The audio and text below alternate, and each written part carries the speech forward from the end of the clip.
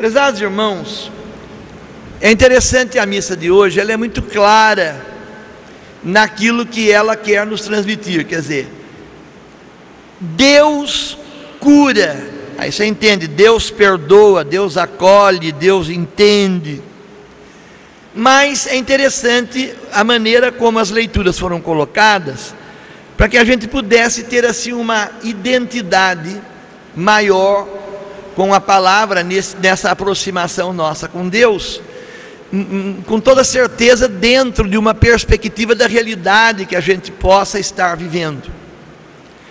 A doença que foi colocada aqui nas duas leituras, da primeira leitura e no Evangelho, como material de trabalho, é a doença da lepra, hoje hanseníase.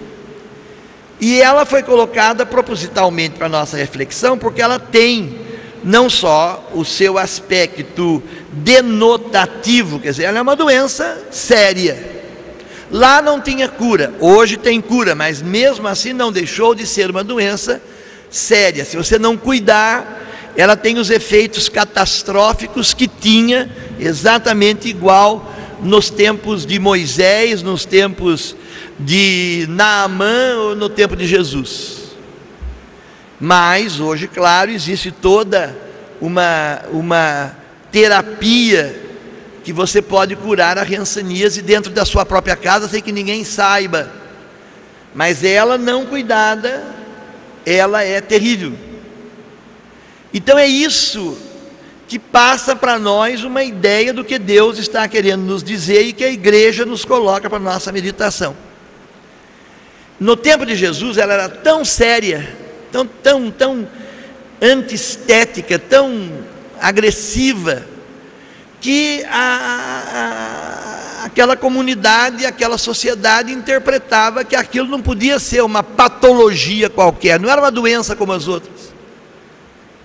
O estado que ficava uma pessoa acometida de lepra era tão terrível que aquilo para eles era pecado, era fruto de um mal moral maior, não só uma deficiência do corpo. Por isso que Deus fez a Arão colocar na lei, está no Levítico, se alguém ficar doente da lepra, procura a sinagoga ou procura o templo, apresenta-se ao sacerdote ou ao rabino e pede para que o seu nome seja tirado da lista dos filhos e das filhas da aliança. Extirpe-se essa conexão e que a pessoa seja tirada fora da sociedade, jogada para fora do convívio social, para que possa morrer sem contagiar os outros. Eu costumo sempre dizer, cada vez que vem esse evangelho, eu sempre costumo dizer que é interessante lembrar daquele filme Ben-Hur.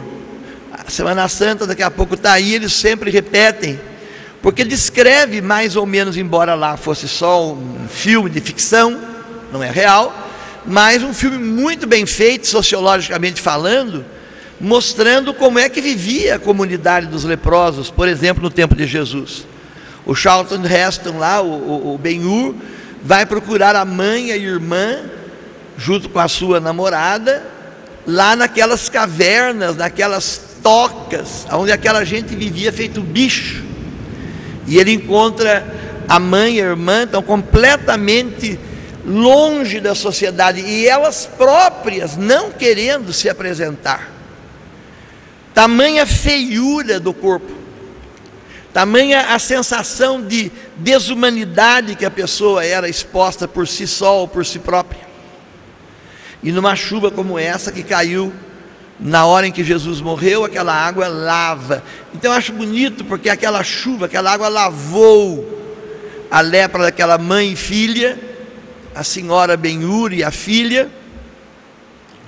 E a leitura de hoje mostra exatamente disso, o banho que cura. Então Ben-Hur não tem nada a ver com a missa, só estou dando com pano de fundo, como um aspecto assim catequético da gente ver como é que era tratado um leproso. Porque na leitura de hoje, tirada aí do livro dos Reis, né, Naamã era o primeiro-ministro, o rei da Síria, poderoso, um homem de importância para seu país, e é acometido da lepra.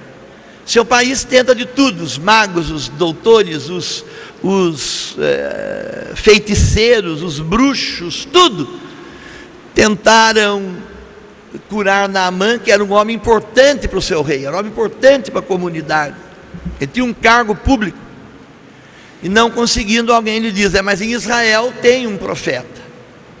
E ele se escandaliza: Israel, um paizinho, por que o profeta de lá cura e o nosso não cura? Por que o Deus deles cura e o nosso não cura? E disseram: vai, experimenta, não custa nada. Ele foi, manda aviso, manda arautos. Quando chega a comitiva na porta da casa do profeta Eliseu, Eliseu não sai, não abre a porta, mas manda o recado dizendo: vai banhar-se 7 vezes nas águas do Jordão. E ele se escandaliza. Primeiro que o profeta não o recebe, ele sentiu aquilo como discriminação, com pouco caso. Segundo, que vai banhar nas águas do Jordão, um rio inexpressivo de Israel, quando a Síria tinha rios caudulosos, e ele se fecha e quer ir embora, revoltado, quando os seus secretários: não custa nada, toma banho aí, faz logo, e fica curado. Então nisso você tem um monte de pistas para uma reflexão agora. Domingo passado, o pano de fundo, se vocês lembram, era a febre da sogra de Pedro, e Jesus estendeu a mão e pôs a mulher de pé, e ela se pôs a servi-los. Hoje o pano de fundo é a lepra. Então a lepra, que não é só uma doença física, mas é uma doença de fundo moral, uma doença que tem uma conotação de prejuízo social, comunitário. A lepra que cria na pessoa a humilhação e a baixa autoestima, pela vergonha do aspecto estético. Ao mesmo tempo ela cria uma revolta: não quer me receber porque nessa água. Então você pega a lepra e coloca naquilo que você está sentindo hoje, que não é lepra, porque antes fosse lepra, que Deus nos livre, é claro, porque tem tratamento, mas é tudo isso que eu vou cair naquele lugar comum, mas é que é a realidade, aquilo tudo que você pode estar sentindo agora. Um casamento fracassado, uma relação conjugal difícil, a solidão da perda de alguém que foi embora ou de alguém que não chegou, o aspecto estético de convívio com o próprio corpo, com a própria sexualidade. Falando assim, parece uma coisa etérea, mas é muito difícil para o adolescente, para o jovem, para a jovem, ir se amoldando a sua realidade física. Quando os hormônios na puberdade, na adolescência, começam a dar aquelas definições de homem, mulher, masculino, feminino, e aqueles caracteres sexuais secundários, sejam físicos ou psicológicos, vão aflorando. Hoje em dia, com essa gama de exposição, de realidade e de oportunidades, eu paro aqui e faço um parênteses. No nosso tempo também, mas a gente era muito mais protegido, essa é uma palavra delicada para dizer, nós éramos muito mais bobo, não tínhamos o acesso que se tem hoje pela televisão, pela internet, pela mídia em geral, de tudo que está acontecendo por aí, de quais são as possibilidades e alternativas. A gente até podia saber, mas era muito mais resguardado ou muito mais amedrontado. Então meio que assim, como que ovelhinha para o matador, a gente, é por aqui, então eu vou. Então você fazia aquilo que estava previsto, e isso traz uma consequência terrível, que hoje a gente ainda está vivo, estamos velhos, a vida já passada quase que inteira, e você começa a ver o quanto nós, entre aspas, perdemos de viver uma autenticidade, uma opção própria. Você diz, meu Deus, agora que tudo passou. Alguns ainda têm uma capacidade de recuperação, de reabilitação, Eu sempre brinco com as senhoras amigas da minha mãe, mamãe já morreu, mas aquelas senhoras, digo, belezinha, hoje em dia assim, a mulher fica viúva, pinta o cabelo de caju, entra no clube da terceira idade, vai lá escutar música em Moratória, não sei como é que chama aquela cidade que toca marchinha, e sempre, como é que chama?